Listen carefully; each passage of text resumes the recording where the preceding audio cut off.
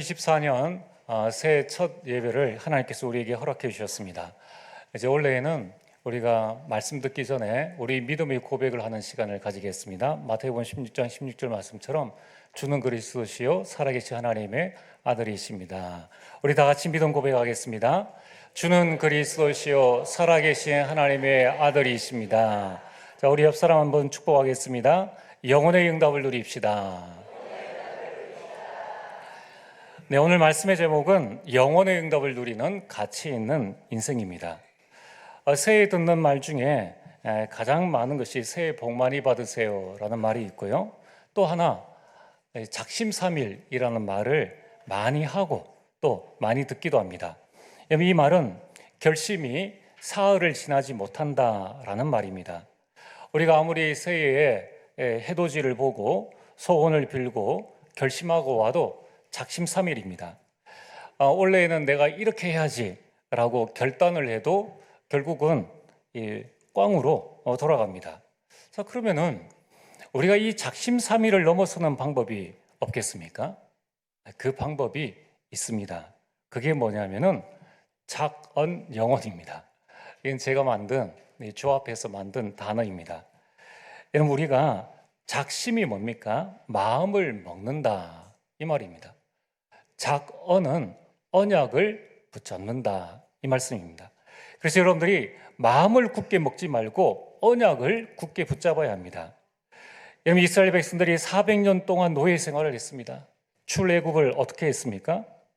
하나님께서는 모세를 애굽에 보내셨습니다. 모세가 지팡이 하나 가지고 9가지 기적을 일으켜도 바로는 꺾이지 않았습니다.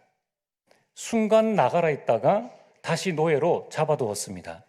그런데 어린 양의 피를 문설주에 발랐을 때 그날 밤에 바로 왕이 두 손, 두 발 다 들었습니다. 완전히 항복했습니다.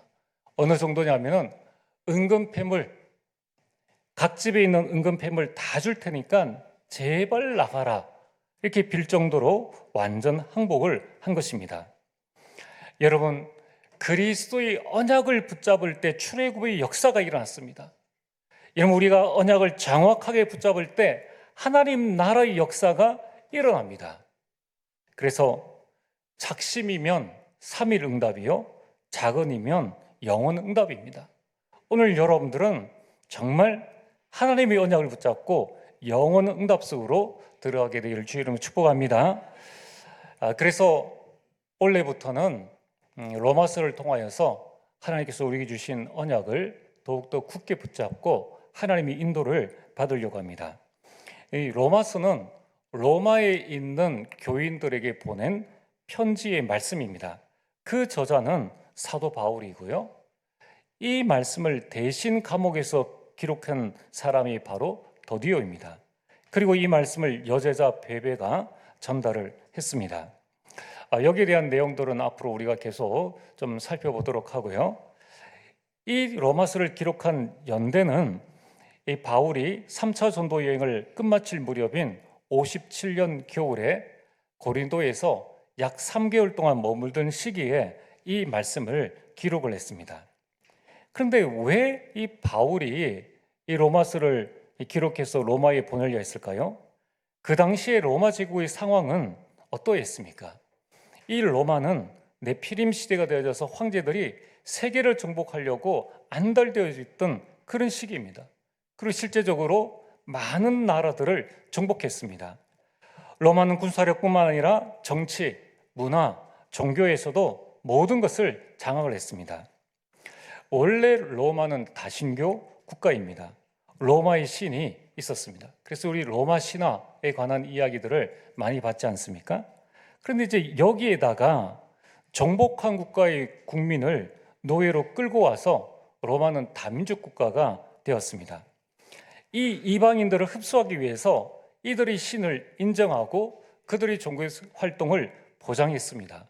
그래서 로마에는 만신전이라는 게 있습니다. 판테온이라고 하는데 만 가지 신을 모신 전이라고 합니다. 그래서 돔 형식의 큰 신전이 지금까지도 있습니다.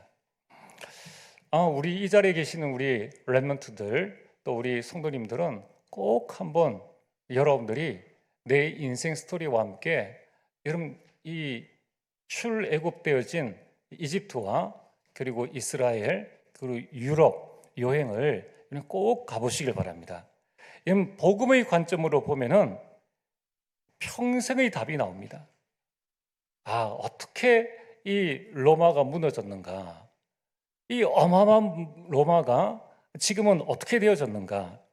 하나님 떠난 인간의 모습은 어떠하며 역사는 어떠한가? 나는 무엇을 붙잡아야 될 것인가? 여기에 대한 답이 나온다는 거예요. 그래서 우리 부모님들은 자녀들에게 결혼 자금을 대주지 마시고 여러분들이 정말 언약을 담을 수 있는 그 현장을 볼 수 있도록 한번 밀어주시길 바랍니다. 만약에 여건이 안 되는 우리 예비 신랑 신부들이 있다면은 여러분들의 신혼여행을 그리고 꼭 정해가지고 언약 담은 여행을 한번 해보시길 바랍니다. 우리 신혼여행 중 신혼부부들 가운데 또 우리 결혼하신 많은 분들 가운데 그 신혼여행 갔다 온 사진 지금도 보시는 분 계십니까? 거의 안 보지 않습니까?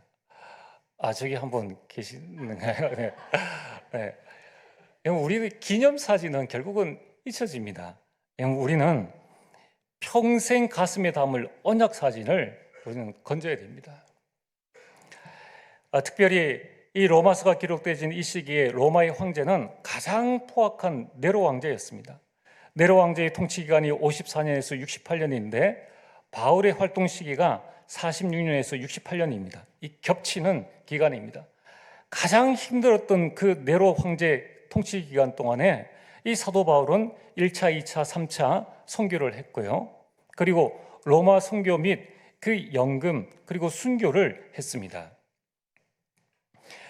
바울이 순교한 68년에 로마 황제는 반란이 일어나자 자신이 가장 아끼는 노예에게 부탁해서 스스로 생을 마감했습니다. 이것이 지금 우리가 살려야 될 시대의 로마 성공자의 모습입니다. 근데 이제 세상 사람들은 그것을 보고 그냥 관광하고 오는데 우리는 언약의 관점으로 그 현장을 바라보면서 내가 평생 붙잡을 나의 CVDIP를 반드시 발견해야 됩니다. 자, 세상은 그렇게 흘러간다 치더라도 그 당시에 로마 교회의 상황은 어떠했습니까? 로마 교회는 오순절 성령의 역사를 체험하고 돌아간 디아스포라 이 유대인들이 귀향해서 세운 교회입니다. 사도행전 2장 10절에 그 15나라에서 온 사람 중 한 사람이 귀향해서 세운 교회가 바로 로마 교회입니다. 그래서 로마 교회는 유대인 출신의 그리스도인이 교회를 시작했는데 이제 그들이 복음을 전해서 시간이 흘러서 그 많은 노예들 또 다민족 가운데 이방인들이 예수님을 믿고 그리스도인이 되었습니다. 그런데 이 로마 교회는 바울이 로마서를 써서 보내기 전까지는 사도들이 직접적으로 이 로마 교회를 가르치지 못한 상황이었습니다. 그러니까 어떻게 되어집니까? 많은 문제점들을 안고 있었습니다. 이 원래 초기 로마 교회는 유대인 그리스도인 중심의 교회였는데 나중에는 이 소수의 이방인 그리스도인들이 있었습니다. 이러다가 49년에 로마의 황제 글라우디오가 유대인 추방명을 내리면서 교회의 사정은 완전히 달라지게 되었습니다. 그동안에는 유대인 그리스도인과 이방인 그리스도인이 있다가 유대인이 다 추방되어졌습니다. 그리고 한 5년 동안 이방인 그리스도인들만 그 속에서 신앙생활을 하게 되었습니다. 이러다 보니까 이제 5년 뒤에 그 유대인들이 돌아와서 보니까 교회 안에 여러 가지 문제점, 여러 가지 갈등들이 있었는데 그 첫 번째가 뭐냐면 유대인 출신의 그리스도인들은 율법주의적 신앙관에서 벗어나지 못하고 있었다는 것입니다. 예수를 구약에 예언된 이 메시아로 믿긴 했지만은 구약 율법을 문자적으로 지켜야만 구원을 얻으며 이방인들도 구원을 받으려면 율법을 지켜야 한다는 그릇된 구원관을 가지고 있었습니다.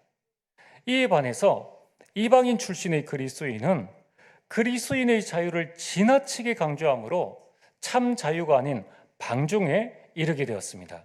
그래서 그리스도인이 되었음에도 불구하고 과거의 방탕한 생활 습관을 그대로 가지고 있으면서 믿음으로 구원을 받았으니까 어떤 생활을 해도 문제될 것이 없다라고 생각하였던 것입니다. 결국은 이 유대인 출신의 성도나 이방인 출신의 성도나 모두 바른 복음의 진리를 알지 못하여서 그릇된 신앙생활을 하고 있었습니다. 그 결과 그 교회 안에는 많은 갈등과 분열이 있었다는 겁니다. 결국 각자의 뿌리, 각자의 각인된 대로 각자의 체질대로 신앙생활을 했기 때문입니다. 그들은 하나님의 말씀보다 전통을, 그리고 복음보다 내 생각을 우선시했습니다. 그래서 바울은 이 로마서를 통해서 가장 명쾌한 답을 제시해주고 있습니다. 바울이 로마서를 기록한 목적과 내용은 세 가지입니다. 그 첫 번째는 교회 내 갈등과 분열에 대해서 복음이 무엇인가, 이 부분을 로마서 전체를 통하여서 복음을 말씀하고 있고, 그러면서 복음적 삶이란 무엇인가, 복음의 실천적 적용을 로마서에 담아서 보냈습니다.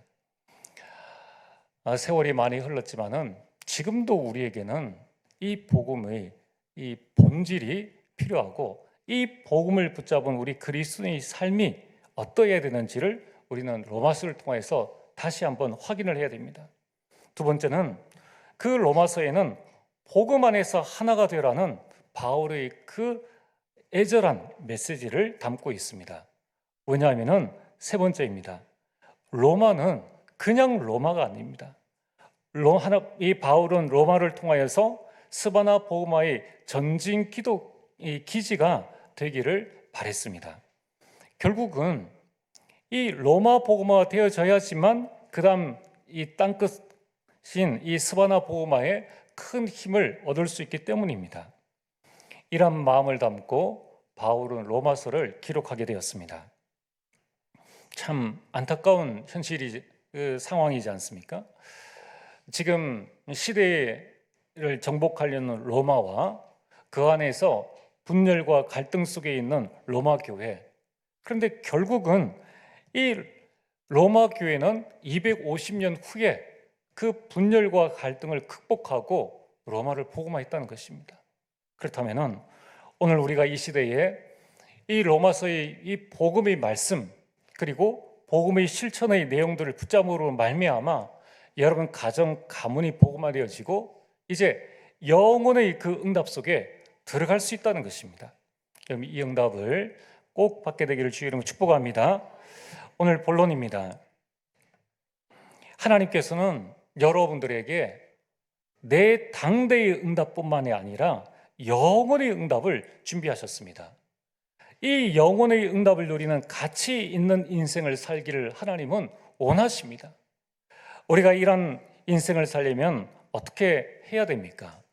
이 부분에 대해서 사도 바울은 세 가지를 말씀하고 있습니다. 그 첫 번째가 내가 누구인지를 알아야 한다는 것입니다. 그 두 번째는 복음이 무엇인가를 알아야 한다는 것입니다. 세 번째는 부르심이 무엇인지를 알아야 한다는 것입니다. 자, 오늘 첫 번째로 나는 누구인가? 오늘 여러분들은 내가 누구라고 생각하십니까? 여러분에겐 각자의 이름이 있습니다. 성별이 있습니다. 사는 집이 있습니다. 직장이 있습니다. 그게 여러분입니까? 그거는 다른 사람과 구별하기 위해서 붙여준 여러 가지 것들입니다. 나의 본질은 무엇인가? 이것을 알지 못하면 결국 우리 인생은 실패로 끝날 수밖에 없습니다. 그 대표적인 사람이 바로 모세입니다. 출애굽기 3장 9절에서 11절에 하나님께서는 출애굽의 역사를 이루기 위해서 모세를 부르셨습니다. 9절에 이제 가라, 이스라엘 자손의 부르짖음이 내게 달하고 애굽 사람이 그들을 괴롭히는 학대도 내가 보았으니 이제 내가 너를 바로에게 보내어 너에게 내 백성 이스라엘 자손을 애굽에서 인도하여 내게 하리라. 분명히 하나님께서 이 모세에게 나타나셔서 너는 이렇게 해야 될 것이다 라고 말씀하셨는데, 그때에 11절에 모세가 하나님께 아뢰되 내가 누구이기에 바로에게 가며 이스라엘 자손을 애굽에서 인도하여 내리이까? 아니 하나님, 내가 누굽니까? 그 말은 하나님이 내가 누구인지를 잘 아시지 않습니까? 내가 지금 왕궁에 있다가 살인하고 도망하고 지금 나이 80된 노인인데 내가 누구인지를 하나님 아시는데 하나님께서 나를 바로에게 보내십니까? 이런 질문입니다. 그 말은 이 모세 자신은 내가 누구인가, 스스로 자기 자신이 누구인가를 알지 못한다는 거예요. 모세는 자기 자신을 도망자로 표현하고 있습니다. 자기 자신을 80세 된 노인으로 표현하고 있습니다. 모세는 갈 수 없다고 했습니다. 그러면서 계속적인 변명을 내어집니다. 출애굽기 4장 10절에 모세가 여호와께 아뢰되 오 주여, 나는 본래 말을 잘하지 못하는 자니이다. 주께서 주의 종에게 명령하신 후에도 역시 그러하니 나는 입이 뻣뻣하고 혀가 둔한 자니이다. 또 13절에 모세가 이르되 오 주여, 보낼 만한 자를 보내소서. 여기 10절과 13절에 오 주여라는 단어가 똑같이 두 번 나옵니다. 이 말은 한탄의 말입니다. 아이고 하나님, 오 마이 갓, 이 말입니다. 좀 보낼 만한 자를 보내소서. 내가 누구인지 하나님이 아시지 않습니까? 여러분, 지금 모세는 자기 자신이 누구인지를 알지 못합니다. 모세는 나중에서야 자기 자신을 찾았는데 자신을 찾는데 80년이 걸렸다는 겁니다. 내가 누구인지를 몰라 광야에서 80년이라는 시간 동안을 방황했다는 것입니다. 오늘 우리 인생에 정말 영원의 응답을 누리는 첫 시작이 무엇입니까? 내가 누구인가? 나에게 영원의 응답이 있다는 것을 알지 못하면 우리는 이 땅으로서 살아가는 인생에 우리 모든 것들을 투자합니다. 여러분, 우리가 내가 누구인지를 알지 못하면 가치 있는 인생을 살 수가 없습니다. 하나님은 모세를 가장 가치 있는 일에 부르셨는데 내가 노인이지 않습니까? 내가 누구인지를 하나님 아시지 않습니까? 그 가치 있는 최고의 응답의 길을 스스로가 거절했다는 것입니다. 반면 바울은 자신이 누구인지를 알았습니다. 나는 예수 그리스도의 종이다.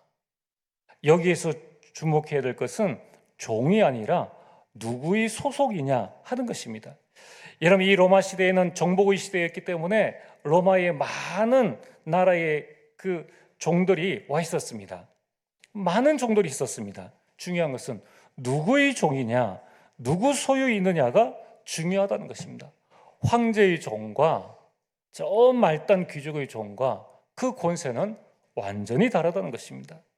여러분, 우리 같은 경찰 계급이라 할지라도 파출소의 경위와 감찰부의 경위는 그 영향력이 완전히 다릅니다. 그래서 소속이 중요합니다. 같은 국민이라도 미국 소속의 국민과 우리나라 소속의 국민은 그 대우가 다른 나라에 가보면 압니다. 여러분, 우리가 다른 나라에 갈 때 우리나라 돈을 가지고 갑니까? 달러를 가지고 갑니까? 달러를 가지고 가야 됩니다. 어느 나라 소속이냐, 여기에 따라서 국민의 대우가 다르다는 것입니다. 바울은 자기 자신을 나는 예수 그리스도에 속한 종이다 라고 고백했습니다. 여러분, 우리는 어디에 속한 자입니까? 빌보서 3장 20절에 우리 시민권은 하늘에 있는지라. 바울은 자기 소속이 천국 하나님 나라임을 고백했습니다. 이사야서 43장 1절에 하나님께서 말씀하셨습니다. 너는 내 것이라. 너는 하나님의 것. 너는 내 소속이다. 여러분들이 하나님의 소속임을 믿으시길 바랍니다. 하나님께서 여러분의 인생을 책임져 주신다는 거예요. 똑같은 직장 생활을 하고 똑같은 환경과 똑같은 아파트에 살고 있다 할지라도 여러분의 소속은 천국 소속이요, 하나님 소속이라는 거예요. 여러분들 그 소속으로 말미암아 우리에게 주어진 신분 자체가 다릅니다. 바울은 자신의 신분을 나는 사도로 부르심을 받았다라고 고백하고 있습니다. 갈라디아서 1장 1절에 이 사도로 부르심을 받은 것은 사람에게서 난 것도 아니요 사람으로 말미암은 것도 아니요 오직 예수 그리스도와 그를 죽은 자 가운데서 살리신 하나님 아버지로 말미암아 내가 사도가 된 것이라. 여러분들, 이 바울은 사도될 자격이 없는 사람입니다. 바울은 스데반을 죽이는데 앞장선 자입니다. 그는 교회를 핍박한 자입니다.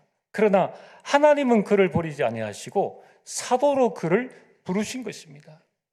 여러분, 오늘 이 시대에 하나님께서 저와 여러분들을 어떤 사람으로 부르셨습니까? 오늘 직분자 임명받는 시간입니다. 여러분, 우리가 하나님의 일을 감당할 수 있는 그런 수준이 있는 사람은 아닙니다.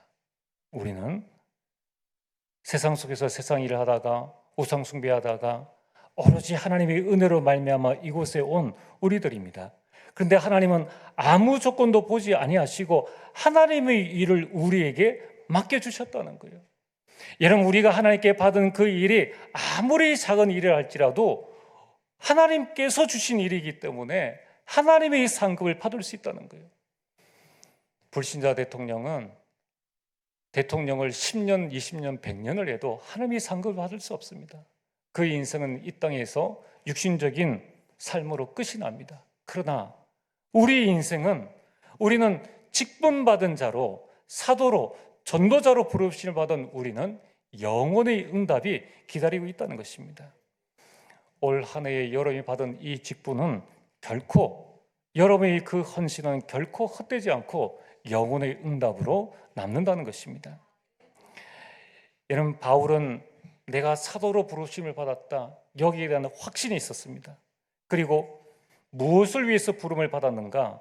사도인데 복음을 위하여 택정함을 입었다라고 고백하고 있습니다. 택정함이 뭡니까? 여러 사람 가운데서 골라서 정했다는 겁니다. 여러분들, 우리가 뭐라고? 하나님께서 우리를 고르셔가지고 우리를 선정하셨단 말입니다. 여러분, 세상에 나보다 잘난 사람, 나보다 지식 있는 사람, 나보다 인격 좋은 사람, 돈 많은 사람, 배경 좋은 사람 얼마나 많이 있습니까? 그런 사람들 가운데서 하나님께서 여러분들을 고르셨다는 거예요. 하나님께서 여러분들을 선정하셨다는 것입니다. 얼마나 감사한 일입니까? 여러분들이 일을 할 때 누구를 고르겠습니까? 내게 필요한 사람, 나보다 일 잘하는 사람을 고르지 나보다 일 못하는 사람을 누가 고르겠느냐는 거예요. 여러분, 우리가 결혼할 때에 또 자녀들이 결혼할 때에 누구를 고르겠습니까? 내 자녀를 잘 도와주고 잘 이끌어줄 사람을 고르지 내 자녀가 저 사람을 키울 수 있는 그런 사람을 고르지는 않지 않습니까? 우리가 무엇 잘한 것이 있다고 하나님께서 우리를 고르셨습니까? 세상에 75억의 많은 인구 가운데에 나보다 더 뛰어난 많은 사람이 있는데 하나님께서 복음을 위하여서 나를 택정하셨다. 하나님께서 나를 고르시고 하나님께서 이 시대에 나를 이 땅에 남겨두시고 남은 자로 순례자로 정복자로 나를 선정해 주셨다는 것입니다. 여러분, 이것이 얼마나 큰 하나님의 은혜입니까? 이것을 통해서 복음을 위하여서 살으라고 하나님께서 우리에게 축복을 주셨다는 것입니다. 사도행전 13장 2절에 성령이 이르시되 내가 불러 시키는 일을 위하여 바나바와 사울을 따로 세우라. 불러 시키는 일을 위해서. 그래서 바울은 이 불러 시키는 일을 감당해 나갈 때에 사도행전 20장 24절에 내가 달려갈 길과 주 예수께 받은 사명 곧 은혜의 복음을 증언하는 일을 마치려면 나의 생명조차 조금도 귀한 것을 여기지 아니하노라. 마땅히 죽어야 될 이 인생을 하나님 불러주셨으니까 여기에 생명조차 귀한 것을 여기지 아니한다는 것입니다. 여러분, 우리가 교회에 헌신을 할 때 우리의 이름을 내기 위함도 아니지 않습니까? 우리가 교회에서 이름을 내본들 누가 알아주겠습니까? 하나님께서 우리에게 이 복음을 주셨기에 내가 복음을 위해서 내가 헌신하는 것이다. 그래서 사도 바울은 빌립보 3장 12절에 14절에 내가 이미 얻었다 함도 아니요 오직 온전히 이루었다 함도 아니라 오직 내가 그리스도 예수께 잡힌 바 된 그것을 잡으려고 달려가노라. 형제들아, 나는 아직 내가 잡은 줄로 여기지 아니하고 오직 한 일, 즉 뒤에 있는 것은 잊어버리고 앞에 있는 것을 잡으려고 표대를 향하여 그리스도 예수 안에서 하나님이 위에서 부르신 부름의 상을 위하여 달려가노라. 바울의 인생에는 핑계가 없었습니다. 바울의 인생에는 변명이 없었습니다. 여러분, 우리는 누구를 위하여 삽니까? 무엇을 위해서 삽니까? 가장 가치 있는 것에 여러분의 인생을 정말 헌신하시길 바랍니다. 여러분, 실력과 능력과 배경이 있어도 가치 없는 인생을 사는 자가 많이 있습니다. 우리가 가치 없는 것에 시간과 내 가진 것을 투자할 아무런 이유가 없습니다. 왜냐하면 바울은 이처럼 자신의 정체성에 의해서 절대 흔들림이 없었습니다. 그래서 바울은 주의 사명을 감당해 나가고 그 자신의 질병 속에서도 흔들리지 않고 끝까지 이 로마 복음화의 응답을 누렸다는 것입니다. 2024년에 오늘 여러분들이 스스로에게 한번 물어보시길 바랍니다. 나는 누구인가? 여기에 대한 하나님이 주시는 여러분들 그 나의 정체성에 대한 답을 가지고 이제 24년에는 흔들리지 않는 주의 백성 되시기를 주의 이름으로 축복합니다. 여러분, 우리가 영혼의 응답을 받고 가치 있는 인생을 살려면은 복음이 무엇인가를 알아야 합니다. 복음은 영원하기 때문에 복음 붙잡은 자에게 영혼의 응답이 오는 것은 당연한 것입니다. 복음은 좋은 소식입니다. 복음은 기쁜 소식이라는 뜻입니다. 무엇이 좋은 소식이요? 무엇이 기쁜 소식입니까? 이 복음은 우리가 태어나기 이전에 성경에 미리 약속하신 것입니다. 누가 약속을 하셨습니까? 하나님께서 약속하셨습니다. 이 복음이 기쁜 소식이라는 것은 하나님의 약속이기 때문입니다. 하나님은 절대로 변하지 않는 분이시라는 거예요. 아담과 하와가 범죄했을 때 하나님께서 약속하셨습니다. 여자의 후손이 너를 구원할 것이다. 이스라엘 백성들이 노예됐을 때에 희생제사를 드리라. 그러면 해방될 것이다. 이스라엘 백성들이 포로됐을 때에 이사야 7장 14절 임마누엘이라 하리라. 그 언약을 붙잡으면은 반드시 구원을 받을 것이다. 내가 너희들에게 메시아 구세주를 보내주겠다라는 약속을 미리 하셨다는 것입니다. 그 구원의 약속을 어떻게 이루셨습니까? 하나님께서는 하나님의 아들을 보내겠다고 하셨습니다. 여러분, 그 하나님의 아들은 사람의 몸을 입고 있지만은 하나님의 아들로 선포되셨습니다. 요한복음 3장 16절에 하나님이 세상을 이처럼 사랑하사 독생자를 주셨으니, 그분은 독생자이지만은 마태복음 1장 21절에 사람의 몸을 입고 이 땅에 오셨습니다. 그리스도이십니다. 그분의 이름이 예수입니다. 베드로가 고백을 했습니다. 마태복음 16장 16절에 주는 그리스도시요 살아계신 하나님의 아들이십니다. 살아계신 하나님의 아들을 보내시겠다고 우리에게 약속하셨습니다. 그분이 오셨습니다. 바로 예수 그리스도이십니다.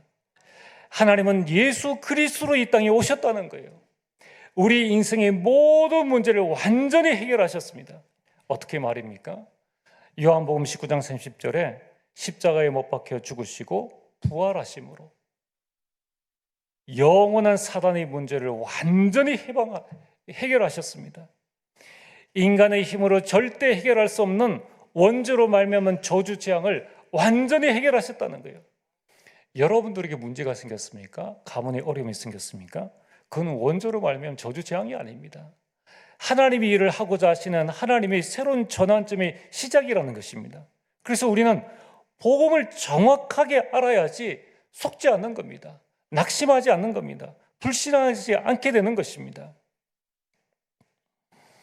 예수님이 이 땅에 그리스도로 오셔서 지옥권에서 우리를 완전히 구원하셨습니다. 이제 우리에게 죽음은 참된 소망의, 남은 자들에게는 참된 소망의 시작이요, 죽은 자들에게는 천국을 향한 새로운 시작이라는 것입니다. 그래서 우리는 그 죽음 앞에서 육신적인 슬픔은 있지만은 그 슬픔 속에서 하나님이 주시는 소망과 믿음을 가지게 됩니다. 그래서 우리는 예배를 드리는 거예요. 여러분, 우리는 구원받은 자입니다. 더 이상 우리에게는 나를 실패시킬 수 있는 모든 요소가 완전히 다 해결되어졌다는 거예요. 이것을 여러분이 붙잡으시길 바랍니다. 나는 더 이상 실패할 수 없는 존재다. 세상 사람들은 많은 권력과 많은 돈과 많은 지식을 가지고도 사단에게 지는 그런 존재들입니다. 원죄로 말미암은 저주재앙을 이길 수가 없습니다.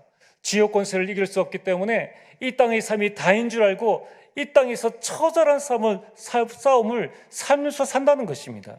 그러나 우리는 그 예수 그리스도를 믿음으로 말미암아 하나님의 자녀가 되었습니다.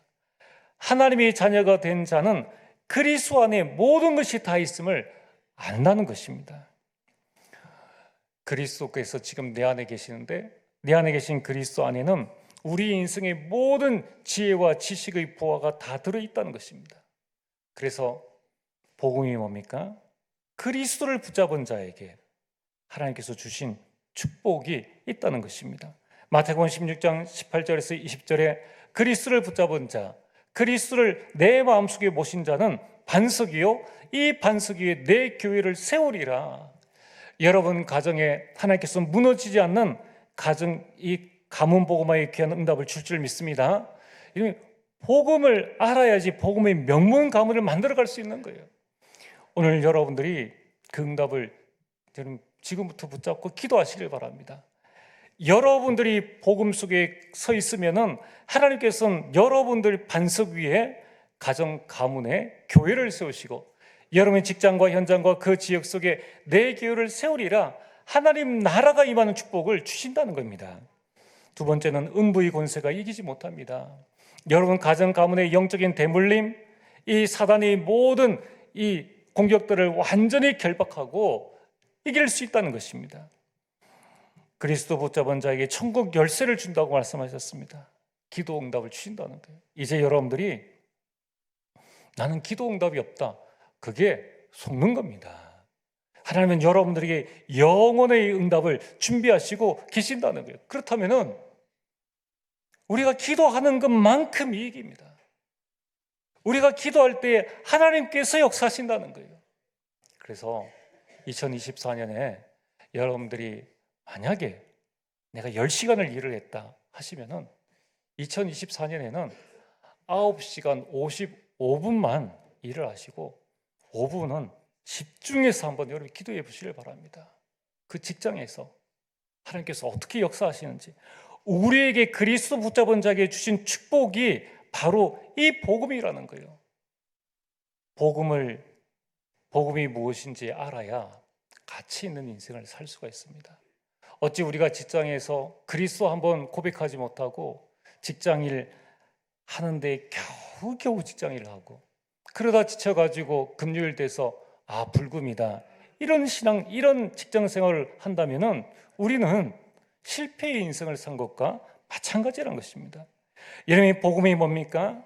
복음은 성경에 미리 하나님께서 약속하신 하나님의 아들 예수 그리스도라는 것입니다. 세 번째는 오늘 사도 바울이 로마 교회 성도들에게 말씀하고 있습니다. 너희도 부르심을 받은 자니라. 지금 이 로마 교회의 성도들은 갈등과 분열 가운데 있습니다.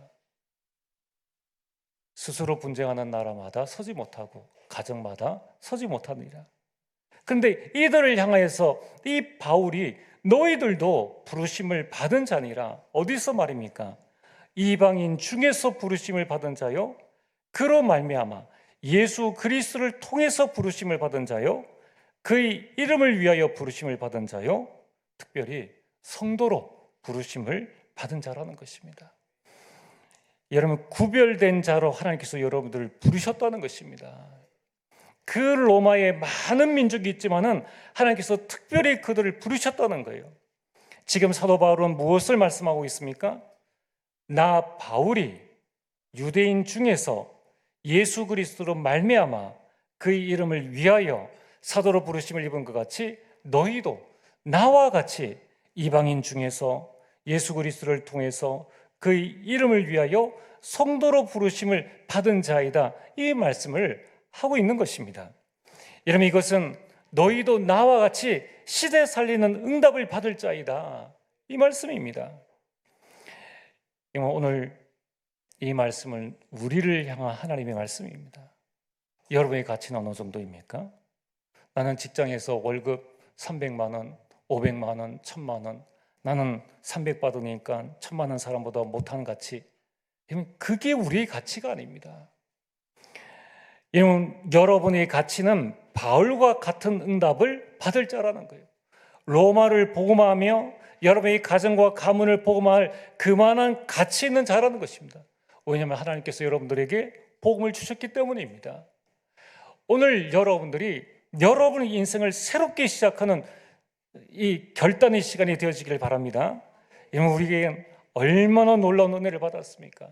우리는 얼마나 감사한 하나님의 이 사랑 가운데 있습니까? 하나님께서 나를 벌레보다 못한 죄인으로 두지 아니하시고 7절에 뭐라고 말씀하십니까? 정말 벌레보다 못한 나 자신인데 하나님의 사랑하심을 받고 성도로 부르심을 받아 이제 다른 사람을 살릴 수 있는 주역으로 저와 여러분들 부르셨다는 것입니다. 여러분, 2024년에는 이 놀라운 하나님의 은혜와 사랑이 준비되어져 있습니다. 시대를 살리는 주역으로 응답받게 되기를 주의 이름으로 축복합니다. 오늘 결론입니다. 2024년을 이제 맞이하는 때에 2024년을 우리 갑진년이라고 합니다. 푸른 용의 해, 그래서 청룡의 해라고 합니다. 그러다 보니까 많은 사람들이 가는 한 해를 아쉬워하고 또 새로운 해에 대한 이 마음을 새롭게 하기 위해서 지인들이 모여서 술 한잔하는 그런 자리에서 이제 건배사를 이렇게 합니다. 그래서 각자의 마음에 담긴 것을 무엇을 위하여 이렇게 하지 않습니까? 여러분들 하셨습니까? 우리는 했지 않습니까? 우리는 송구영신 예배 때 우리 주님이 주신 그 포도주를 붙잡고 우리 마음속으로 영적으로 시대 살리는 주역이 되기를 위하여 했지 않습니까? 여러분 꼭 기억하시길 바랍니다. 여러분, 2024년도에 우리 모든 성도님들은 올 한 해가 출 로마의 해가 되어지길 지금 축복합니다. 정말 이 속국에서 해방되어지는 해, 나를 묶고 있는 모든 것에서 풀려나는 해, 잃어버린 것을 회복하는 그런 해가 되어지기를 주의 이름으로 축복합니다. 어떻게 하면 되겠습니까? 캠프의 축복을 누리시면 됩니다. 여러분들, 하나님께서 나에게 주신 그 빛을 비춤으로 말미암아 내 인생을 살리시면 됩니다. 그래서 우리는 교회 살리는 전도 캠프 시대를 열자는 것입니다. 이제 우리는 현장 살리는 70인 시대를 열어서 여러분들이 가정에, 여러분이 직장 현장에 영적 사령관으로 서시는 겁니다. 우리 2024년에는 이제 우리의 렘넌트들과 자녀들과 후대를 살리는 금토일 시대를 열자는 것입니다.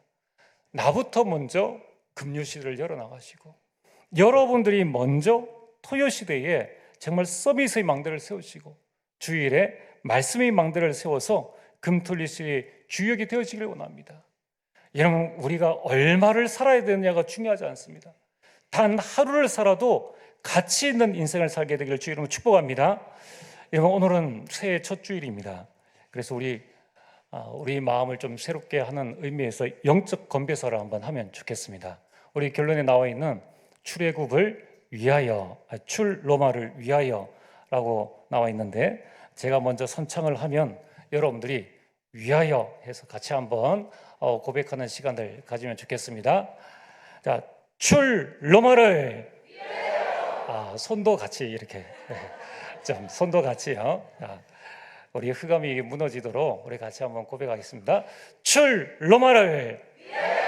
아멘. 우리 하나님께 영광의 박수를 올리겠습니다. 아멘. 기도하겠습니다. 하나님, 올 한 해에 출 로마의 해가 되어지기를 원합니다. 속국되어진 우리에게 많은 것을, 우리 모든 것을 빼앗아가는 이 사단을 완전히 꺾고 가정과 가문을 살리게 하여 주시옵소서. 이제 나를 위해 예배되신 영혼의 응답을 향하여서 가장 가치 있는 인생을 시작하는 2024년이 될 수 있도록 축복하여 주옵소서. 예수님 이름으로 기도리옵나이다. 아멘.